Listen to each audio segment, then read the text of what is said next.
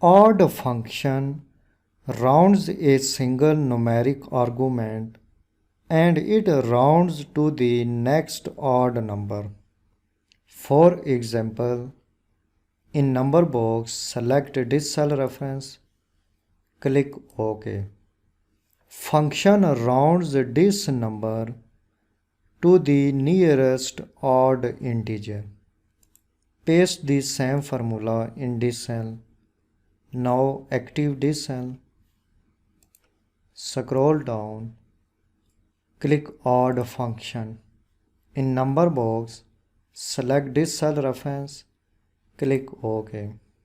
As this number is already odd integer, function do not round it and returns as it is. Paste the same formula in these cells. Double click, active this cell. Function rounds this number to the nearest odd integer. Active this cell. As this number is non-numeric, as a result, odd function returns the error value in this cell. In this way, odd numbers are rounded to nearest odd integer.